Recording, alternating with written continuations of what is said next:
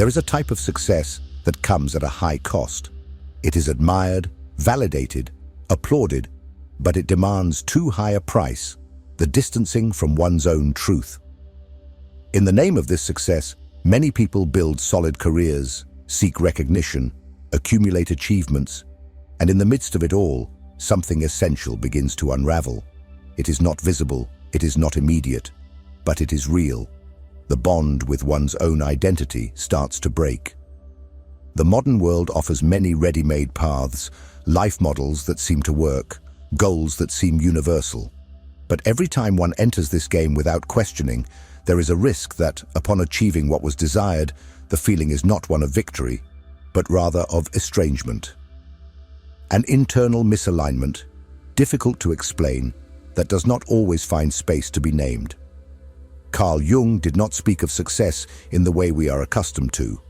For him, true triumph was not conquering the external world, but preserving the integrity of the soul while walking. And when this integrity is compromised, it does not matter how many steps are climbed.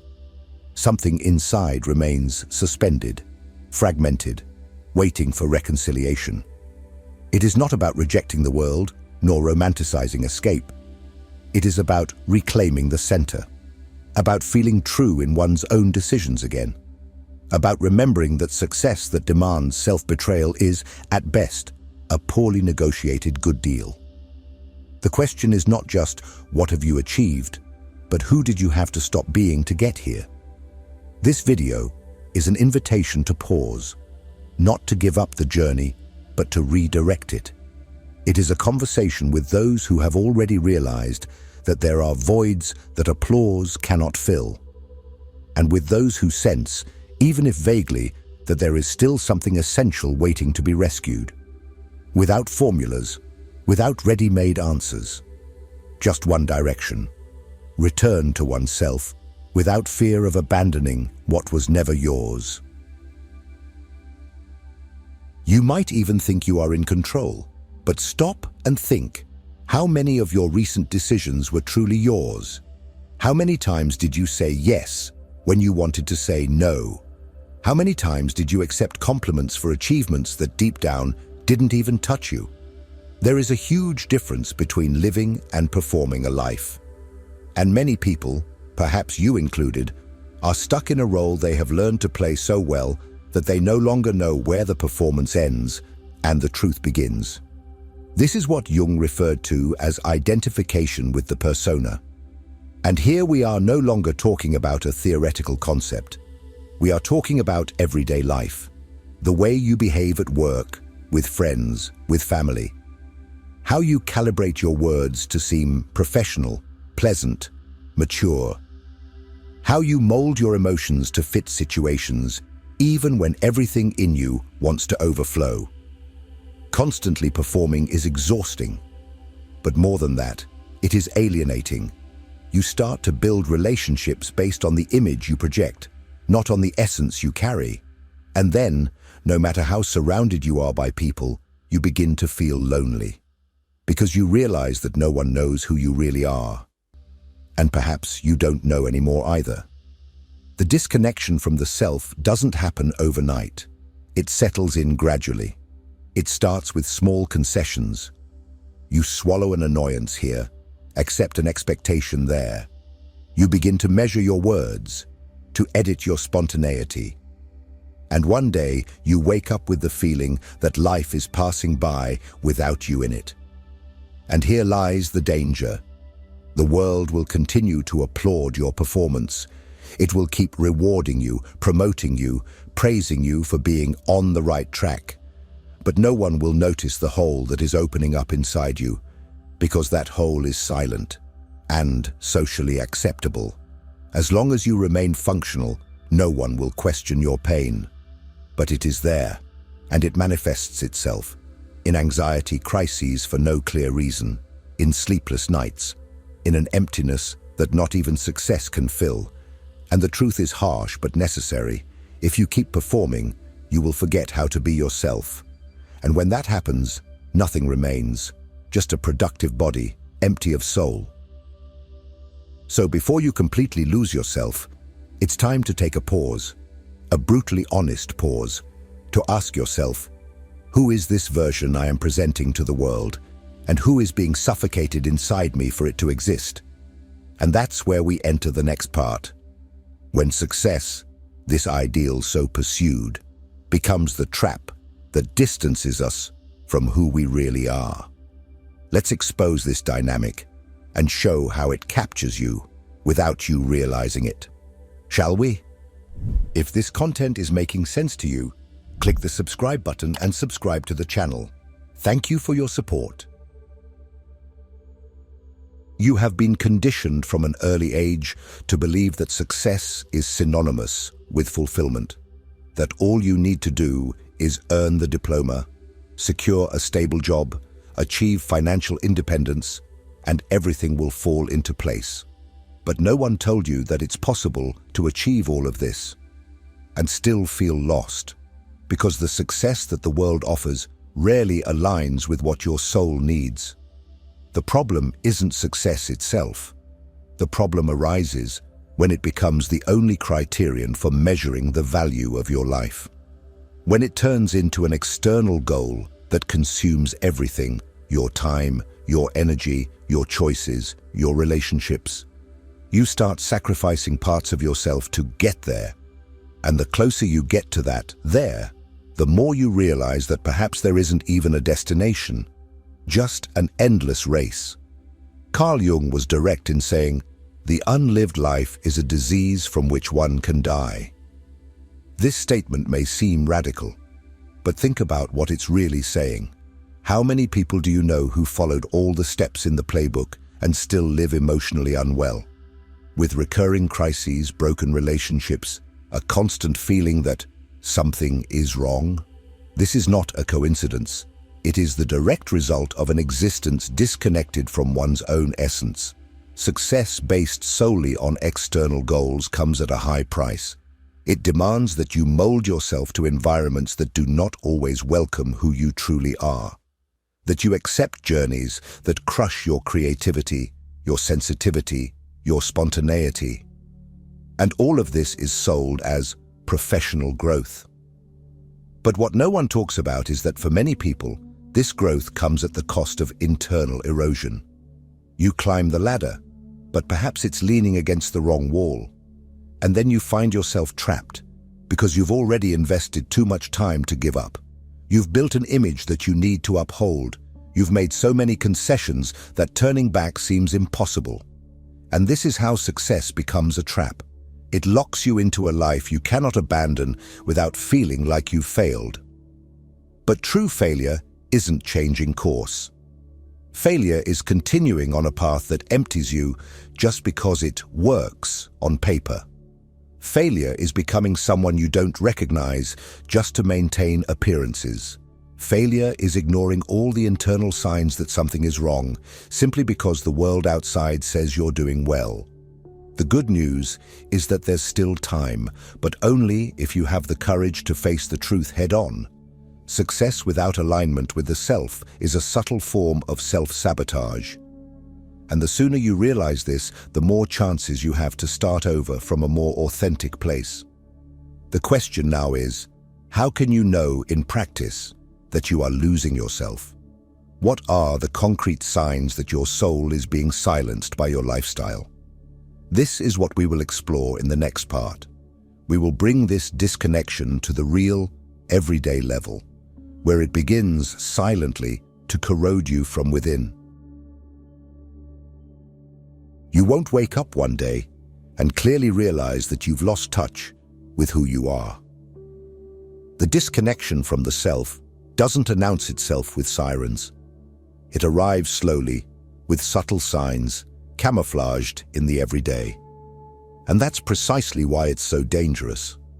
By the time you notice, you've already been living for months, sometimes years, as an edited version of yourself, designed to function but incapable of feeling. So how can you know if this is already happening to you? Start by observing your decisions. How many of them are made with internal conviction? And how many are based on the fear of disappointing, of stepping out of line, of losing something that others deem important. When you say, "I want this," does that desire come from your core or from the expectations that have been projected onto you? Pay attention to your silences, those moments when you swallow the urge to say something important, when you censor yourself before expressing, when you avoid conflicts not out of maturity, but out of fear of revealing something that doesn't fit the character. Every time you hold back to preserve an image, you abandon a piece of yourself. Observe your energy, not in the physical sense, but in the psychic sense. When you finish the day, do you feel drained or nourished? Do the activities that consume your hours feed you in some way, or do they just exhaust you? Living disconnected comes at a cost. You start to feel numb. Things lose color, intensity. What once moved you now goes unnoticed. And the worst part, you begin to accept this as normal. Another clear sign, your emotions become disproportionate or confusing. Small frustrations lead to exaggerated reactions, or on the contrary, moments that should move you pass without impact. This happens because when you distance yourself from the self, the unconscious starts to demand payment. Repressed emotions, ignored desires, neglected needs.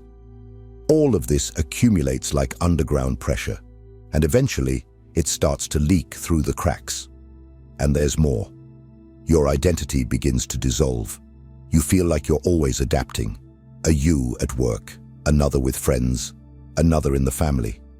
But none of these seem true. It's as if you're constantly trying to meet different versions of what others expect from you, without being able to access your own essence anymore. This also manifests in the difficulty of being alone, because silence becomes unbearable. It reveals what you're trying to avoid, the fact that you no longer know what moves you, what you truly want, what gives you meaning, and that is frightening. These are the symptoms of a life that is drifting away from its axis. They don't appear dramatically, but persist like a background pain, a constant restlessness, an impression that something is missing even when everything seems to be in place. And now that you know how to recognize the signs, the most important question arises: what to do with this? How to start listening to yourself again? How to rebuild a real connection with what you feel, think, and desire, without having to destroy the life you've built so far?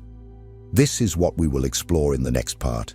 It's time to talk about solutions, real practices, tools that you can apply now to begin the process of reconnection with yourself.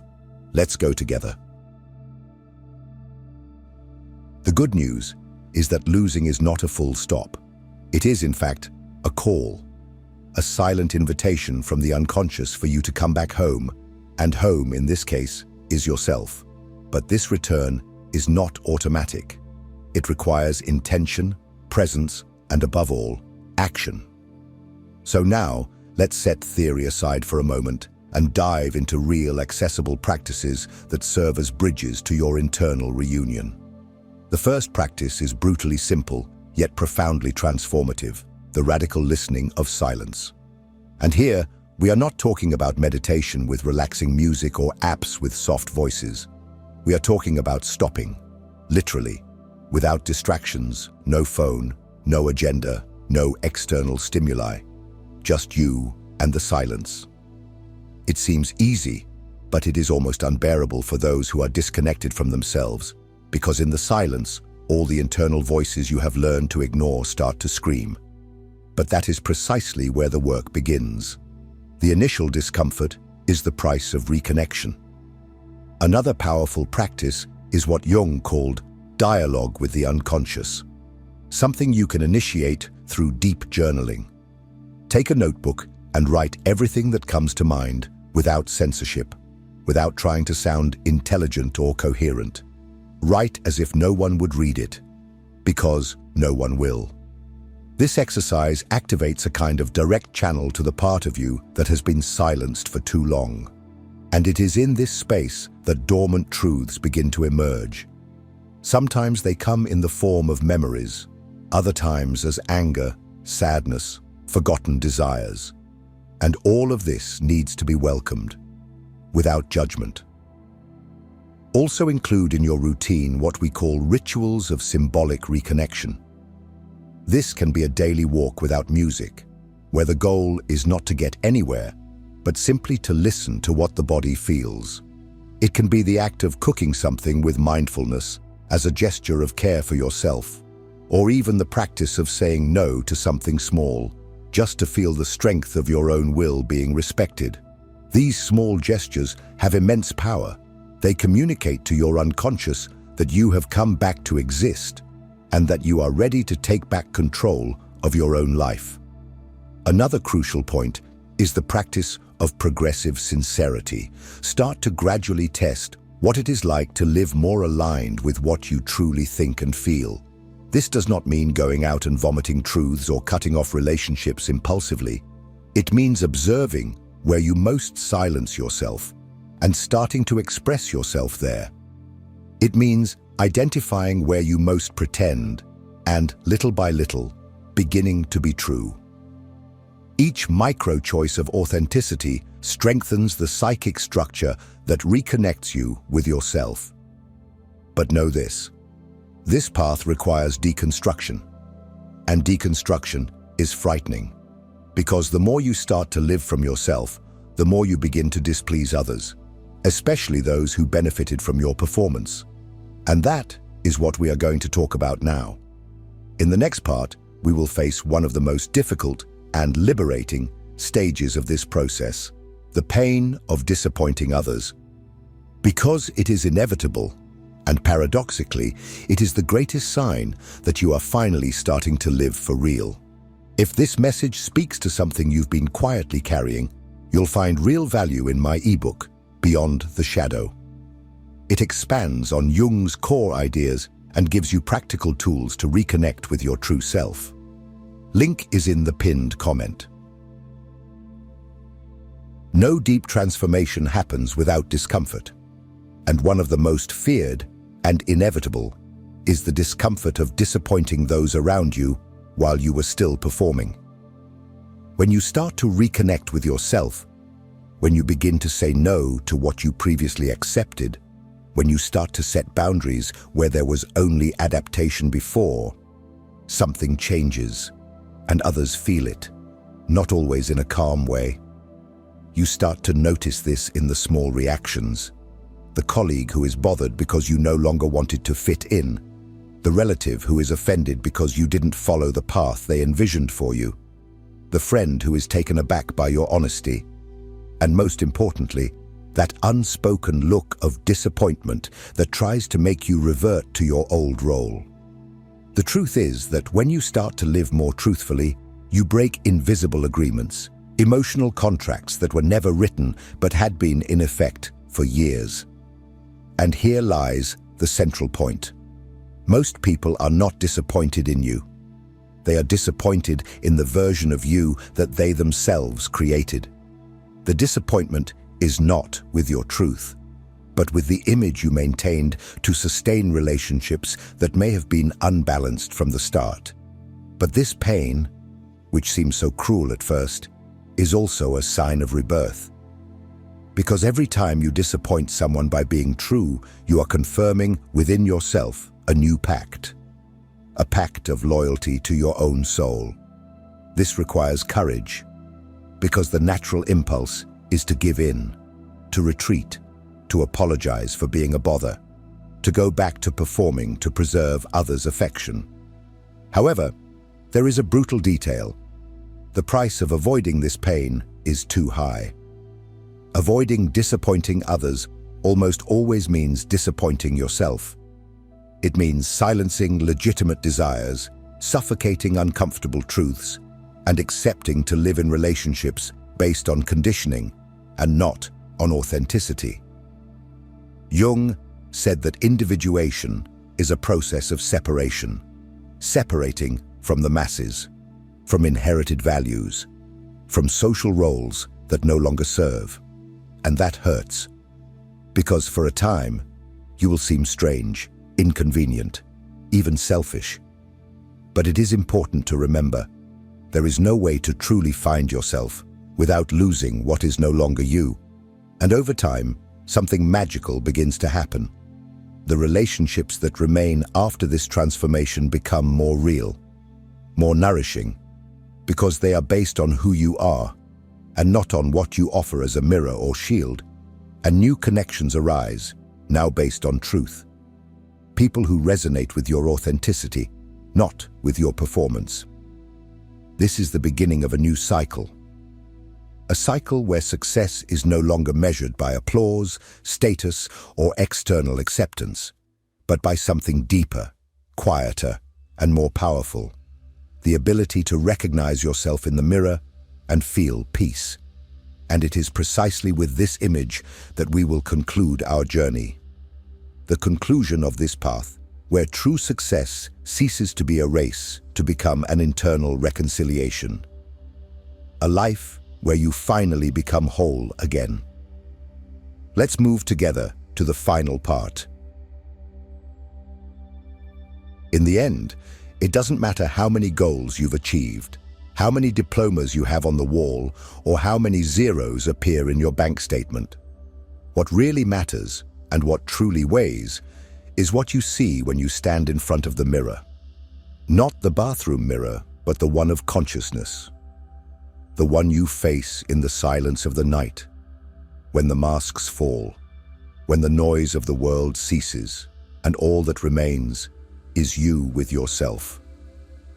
Carl Jung reminds us that the soul has its own rhythm. It doesn't chase after goals.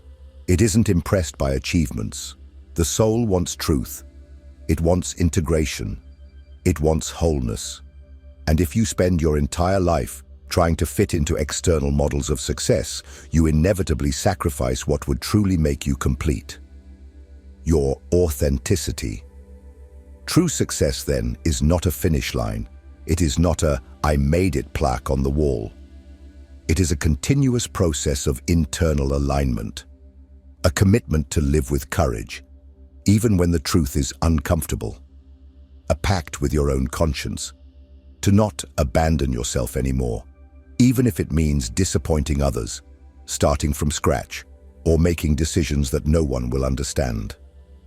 And here's the secret that few have the courage to say: living your own truth hurts at first, but it liberates in the end. You may lose some people, some opportunities, even some stability. But you will gain something that nothing in this world can offer: internal integrity. And believe me, this is the foundation of any real happiness. If you've made it this far, it's because something in you is already awakening. Something in you has already understood that you can no longer continue living half-heartedly. And it is exactly this something that you need to listen to more closely from now on. Now, I want to hear from you. At what moment in your life did you feel you were losing yourself? Or better, what are you ready to change from now on? Write it in the comments. This is not just a gesture of engagement. It is an act of affirmation, a public step towards your truth. And if this video made sense to you, don't stop here. The next video is an important continuation of this journey. Watch it. Because the path of self-knowledge is long, but every conscious step you take is a silent victory over everything that tried to make you forget. See you there.